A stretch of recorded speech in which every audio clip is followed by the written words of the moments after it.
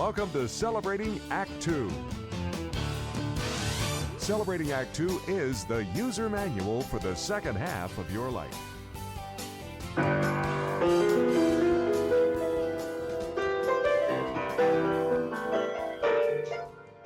Rick? Rick? Oh, Rick? Oh, Hi guys. Hey, Rick. Hi Art. how you doing? I'm all right. Well, Rick, we Wait, caught you in, this is early for me. Yeah. but I was going to say, we caught you in your usual pose, which is at the keyboard. So let me introduce you to everybody. We all know each other. We've been friends and uh, what do you call it, associates, working partners for 20 years or more. But the rest of the world may not have recognized you, particularly from the back. No, actually, Rick, since you play the keyboard, most of the time we would see you from the back. But this is Rick Sherman, everybody. Rick is what I call the troubadour of Orange County. He is a master musician, and he's really got two sides to him, which is fascinating. Art and I know him from the professional media side, where he composes music for television shows and films, and does mixing in his studio, Sherman Sound Suite. Great studio. Done a lot of work with Rick over the years, and he's got a lot of large clients who kept him very busy, thankfully. But the other side is Rick Sherman in session. And Rick in session is his little sign that he puts up in the club over the piano when he's playing at a nightclub. A dear friend of mine made that sign for me, and I found out years later he presented it to me as a birthday present at the Village Inn one night when he came in to sing with his group with me. And I had no idea what the connection was with a handmade sign and him. I didn't know if he hired somebody. It was years later after Daryl passed away that a mutual friend of ours, Tina Wilson, and I went to Daryl's funeral. And one of the brothers got up and said, "Well, a lot of you don't know what Daryl did. You just know him as Daddy Doo-Wop, the head of the International Doo-Wop Society. But a lot of you didn't know his real job. How many people have been to Disneyland? Let me see a show of hands." And of course, everybody raised their hand. And he said, "And how many people have been on Pirates of the Caribbean?" And everybody raised their hand. And he said, "Well, then you've seen Daryl's work." Daryl was a professional sign maker. And when you walk into the building where the Pirates of the Caribbean is, and it says Pirates of the Caribbean, that's Daryl's hand painted sign. Oh, Then, that- then it made sense. But yeah, Daryl came up with the Rick Sherman in session. yeah, that's great. And now it's something I keep with me as a keepsake, and also it's kind of looks interesting. So Yeah, Rick, it's a great sign. But I want to share with people the fact that before I moved to Orange County, we were up in Claremont. My daughter and son-in-law would tell me about this great act at the local clubs. Oh, he's so much fun. He's got everybody singing. You go in and we just have a blast. Rick Sherman. So wow. I moved to Orange County, maintain my media business, doing producing and directing. And who should I meet but Rick Sherman? So you've been in the family for years, Rick. That's nice. That makes me feel nice. Yeah. It's a small world after so all. Rick, Yeah. So I have a question for you. Talking about your club business. Uh, Uh-huh. uh, you've been 20, 30 years. I know you. The one that sticks More. out best for me is the Villanova. Yeah, and I know Yep. that you've been at a number of different places, but um, in this world of pandemic, that has obviously affected any live entertainment. So, before we get back to your regular business, just how has that affected you, and what are your thoughts about how that's all going to work out? Well, first of all, how it's affected me is in a major way. I lost four live performances in the very first week of the effects of the pandemic, starting with March 17th, St. Patrick's Day. I was going to be playing at the Village Inn on Balboa Island for my 41-year anniversary of performing there on St. Patrick's Day. And 2 days before the 17th, I called up the owners because it was just starting to we were starting to see that closures were starting to happen and the whole social distancing thing. Called up the owners and they said, Rick, it's funny that you called right now because we were just both, it's a husband and wife team, Dan and Jessica Miller. It's said that we were just talking about whether we're going to be able to go forward right now. And we think it's probably better to postpone your St. Patrick's Day performance because we're going to be closed down. And we'll just maybe at a future date, we can do an Irish themed night or something like that. They also confirmed a date that we had set. And so this shows you the uncertainty that a lot of us live performers are going through. I am booked right now at the Village Inn on May 28th, Thursday night, May 28th. I'm booked there to celebrate my 42 year anniversary of performing at the Village Inn. I started there when I was 26 years old in May. I don't have the exact date, never wrote down the exact date. I just know I started in May of 1978 Well, at the Village well, Inn. Rick. But So, we don't know if that's going to happen on eh, May 20th. no, no. Here's my commitment to you. Okay, on that the 28th, either at the Village Inn or at your studio, we'll do a drive-by, and you can be in the lot doing your thing. We just did that with Bill Jones. Uh, he had a drive-by. He gave a concert from his porch. So somehow on May 28th, we're going to celebrate it, uh, reopened or not. All right. Okay.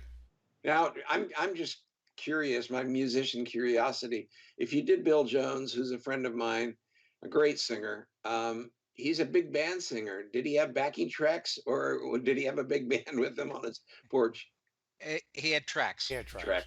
Okay. Yeah, And and it worked and out pretty. and his daughter performed as well. You may Yeah, know that she's really got an amazing voice. So, yeah, absolutely. and they had on lawn chairs throughout the street. They had he did a Facebook Live actually.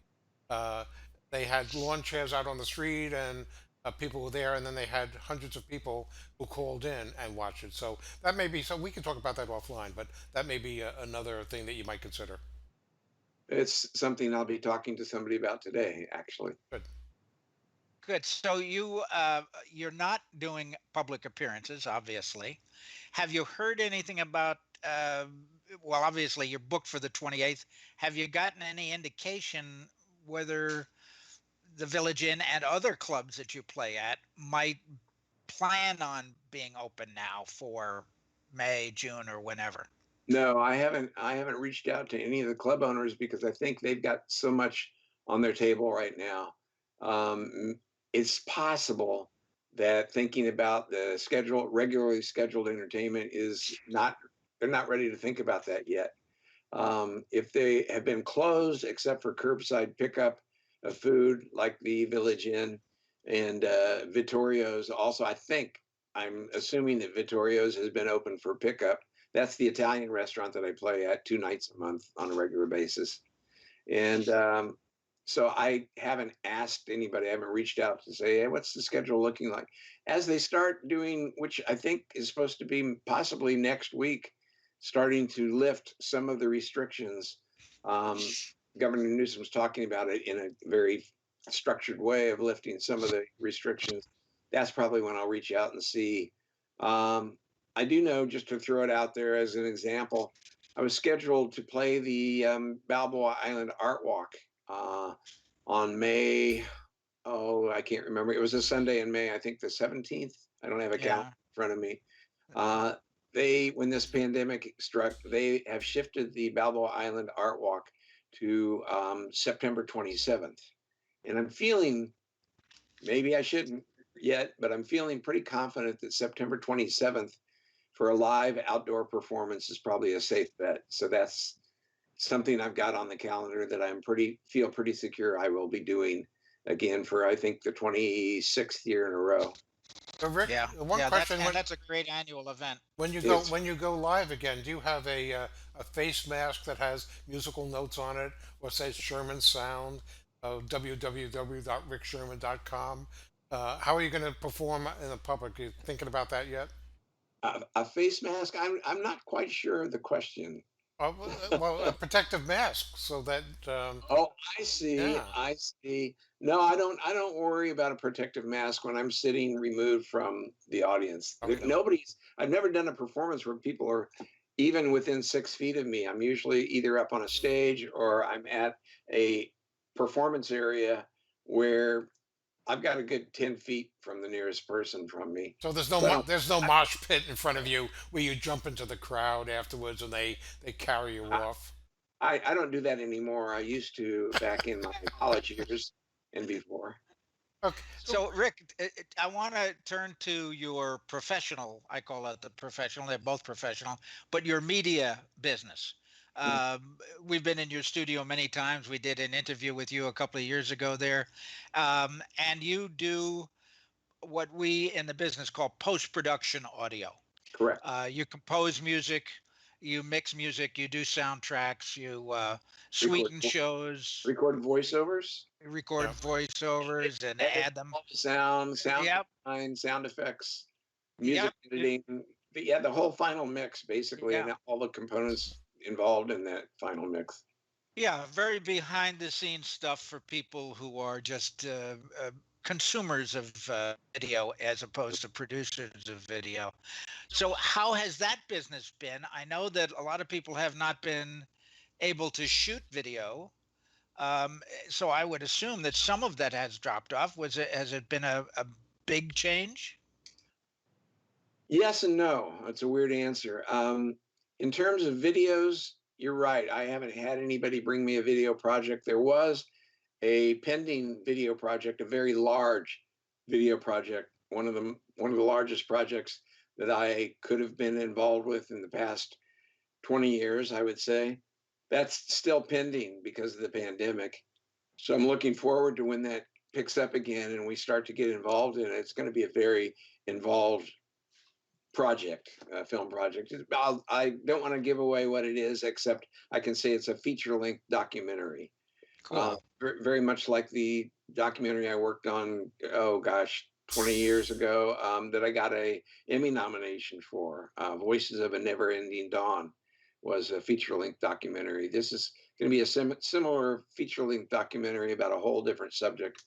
But I haven't scored any video projects lately. But what's interesting is that the pandemic has not stopped me from working on individual projects for clients that are lyricists. They like to write lyrics and then have me score the music to their lyrics. You have a sample And for That's anything you're great. working on now? um, I guess I could go ahead and tell you. I'm not the singer on the song, so I wouldn't begin to try to sing it. But I can tell people if you want to go to YouTube and look up the title of the song. It's an unusual title because it's got a contraction as the very first word. The slang word for because is cuz. So it starts with an apostrophe and then cause, Cause, cause we're the USA. Can you play a That's couple of bars for us? um, actually, what I could do, I think, is let me play it for you. The recording that I've got of it. Let me open up iTunes, and here's Final Mix 3. So what's this thing? It's hit us from afar, and it's so darn bad, even worse than SARS. Well, it's gonna be tough, but after all, we can do this together and just answer the call. That's probably enough of Yeah. it. You get the point. It's all Yeah. about the pandemic and how it's affected the United States of America, And and it's a very patriotic song. The guy that wrote it has been a friend of mine. He's a wonderful singer, great vocalist. When he does, oh, it's an Elvis song. All the ladies just their eyes go big, and it's like Elvis is here. what's the name Bill of it Edwards, again? What's the name of it again? Pause. because we're the USA. We're the USA. And is he in the witness protection program, or can you give us his name again? It's Bill Edwards. His stage name that he's going by recently is Billy E. Okay. But Bill Edwards, he has his own architectural development company, um, EAC. concepts. Okay, so it's "Cause We're the USA" by The Bill Edwards or USA, Billy E.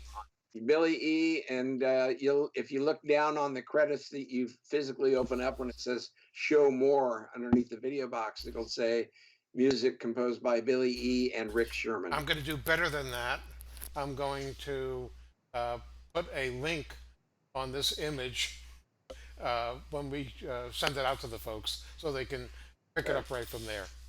Okay, great. So that's a project where um, it's a format that I've actually used for one of my longest term clients. I've been composing music for about 36 years, I believe now.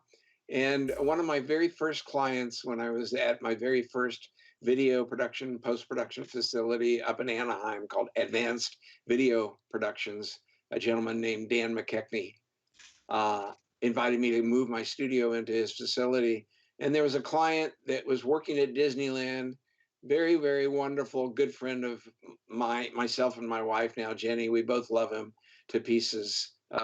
Larry Peterson, and he made contact with me. I don't know how he first heard of me, but he made contact with me, called me up at the studio, said, "Somebody told me that you can write songs to lyrics," and I said, "Yes." He said, "Well, I've just written lyrics down on a paper napkin to my next song. I've composed a lot of songs, but haven't had them recorded before. Can I meet with you?" And he came and he met with me. To make a long story short, I think we've now recorded 9 of his original compositions. And it's a procedure that I used for Bill Edwards recently. I tell people, call into my studio when I'm not there. When the voicemail outgoing message says, "Please leave your message," at the tone, beep, go ahead and sing your song as best you can. Sing the lyrics. If you don't have excuse me, if you don't have a melody line, just say the words in kind of a rhythmical way that you see the lyrics coming off, and I can compose around that. So that's what I've done with Larry Peterson's 9 songs. That's what I did with Bill Edwards' "Cause We're America," "Cause We're the USA." Sorry, "Cause We're the USA." Um, he called in under my instruction, and he had a melody line, so he could sing it, but with no accompaniment. And I went onto the computer, found the tempo, exact tempo, 120.4 beats per minute, and then I started composing chords around his melody line and put in little tie-ins together, going from one verse into the chorus and going from the chorus into a verse and coming up with the solo section and all that. We hired a guitar player friend of mine to do the guitar tracks at his own home studio. So that's how the pandemic has affected things. Normally, I would have invited Anthony, the guitar player, Anthony Teresa, to come into my studio to lay down the tracks. But since he had his own studio, we didn't have to worry about putting masks on and bumping elbows because we hadn't seen each other in a while. We just simply did it over the phone, and then I sent him an MP3 of the rough mix of the song. He recorded 3 different electric guitar tracks at home at his home studio, sent me the files of just the isolated guitar tracks, starting exactly where the file of the rough mix started that I sent him. And we went ahead and put his guitar tracks into the song. And both Bill and I, as we're sitting there for the very first time, bringing the guitar tracks in, we said, "Oh, what a difference it makes to have a real guitar player as opposed to my emulated guitar performances on a keyboard." Even though the guitar sound is very real, it's different when you have a real guitar player. So Rick, Over. um, the uh, so obviously your business has to be down considerably, but you Yep. still have your studio, which, if I remember, is probably located in a building that's now pretty much a ghost town. So that, Well, it's interesting. It's called Orange County Production yeah, Studios. And yes, I went in there both Thursday and Friday of this past week, and I was the only person there. yeah. Yeah. The gentleman that owns the facility and runs it, Arne Nafison, he wasn't there. Nobody else was there. So it was a ghost town. I remember Arne telling me, and I think it's okay to tell this. One of the claims to fame, so to speak, of the Orange County Production Studios facility is that for the past 16 years, it's a very long running TV show. Um, The Real Housewives of Orange County on the Bravo network channel.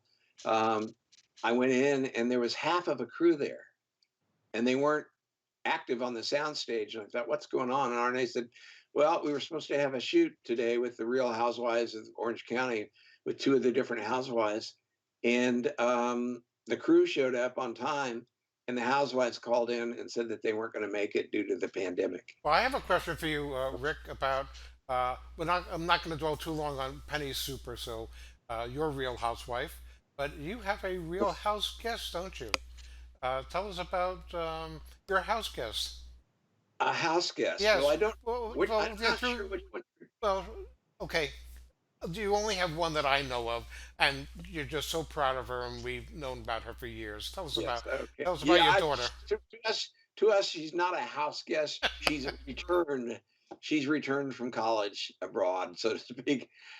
Yes, our daughter Carrie. We were very proud of her. She just finished, and she's sleeping right now. And lately, during the pandemic, she's social distance from her friends. It's been Sure.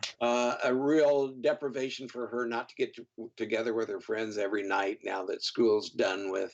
She graduated from San Francisco State University back in December with honors, and she got her bachelor's degree in the same area that I got my bachelor's degree, which people thought was music. No, I majored in psychology in college. So I've got my bachelor's in psychology. And people say, well, so you don't use your bachelor's degree in any way? And I said, no, of course I do. I'm playing in bars and I work with a lot of crazy people. So, Like father, but like we're very, daughter. very proud she's back with us. Excuse me, Rick. Obviously, you've been at this a long time, 40 years or more. It is your passion as well as your career, and you happen to. I noticed. Forgive me because I noticed you have a very attractive gray beard. You are obviously not a kid anymore, No, and you're at that age, well over 50, somewhere over 50, I can where give you a hint of my age without telling you. Last September, just this past September, I went to my 50-year high school reunion back in oh, Kansas. wow. Okay. Well, I'll have to do the math offline because that's too Well, he much. must be 65 because didn't you graduate high school at 15? Yeah, I'd like to say that.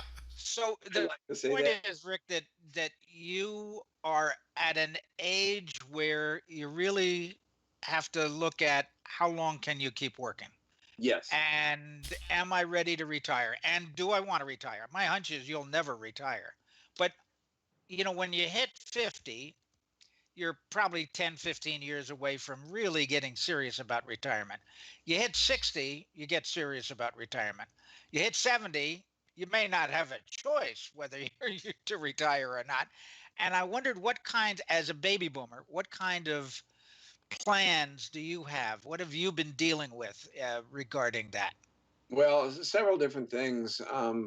Gosh, you're right. I don't anticipate retiring. My dad was a professional pianist, and he played in the different nightclubs and pizza parlors in the Midwest, in Missouri and Kansas, until he had congestive heart failure.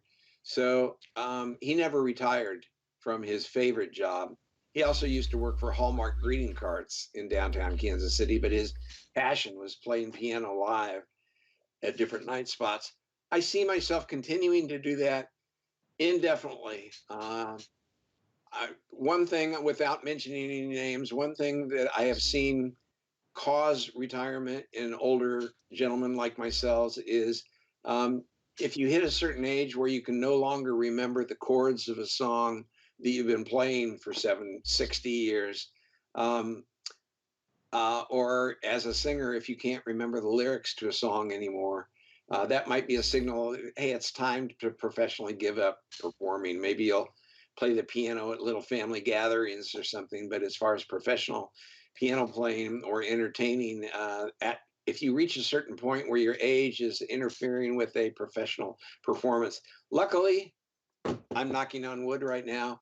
Luckily, at the age of, I'll say it, at the age of 68, soon to be 69 in June, I am able to still perform live and have confidence about my performances 95% of the time. Oh, there's no doubt about that. As There's far no as the doubt about studio that. work goes, though, the reality of my recording studio being in a high profile video production, post production facility is the cost of being there. They didn't just invite me in like the very first gentleman, Dan McKechnie, did. He just gave me a room and brought clients to me, and I didn't pay any rent. Here, I pay rent, and it's gone up virtually every year Yeah. to the point that I'm looking at possibly having to retire my studio uh, at the end of this term, this at the end of this 1 year contract of the lease agreement that I have. I may not be able to stay there anymore. Now, whether I look for a less expensive location, commercial location, or just try to work from home, which will be a much less professional situation when I don't have a professional isolation booth for the voiceover people to do ADR and narration and things like that. I don't know what that future is going to be, as clear as the fact that yes, I could keep performing live performances for some time now, whether it be And in Orange County or whether we in our retirement years. I say we, I'm married, and Jenny herself is kind of ready to leave Orange County area and go someplace where the freeways are less congested. Although, wonderfully, one of the benefits of the pandemic is the freeways have been amazingly open lately. that's true. So, is it? I think it's fair to say that while you never plan on retirement, you are making plans for the day when you may not be able to play professionally anymore. Correct. And you know Yeah, what? So, Rick, here's a commitment. We're looking forward to when you open again. thank And you. we may have to drive by the parking lot and wave at you, depending upon what the pandemic is. But this has been a great conversation with you. It's great to catch up with you. I wonder if you could play us out. Let me quickly say it's been great to talk to both of you. I haven't seen you both for a long time, and as you both know, in my heart, you're both dear, close friends. As are you. So thank you. Thank you. So you want me to play you out with something? All right. I'm going to do my dad's favorite song by Leroy Anderson, Forgotten Dreams. Oh, good. Ladies and gentlemen, Rick Sherman.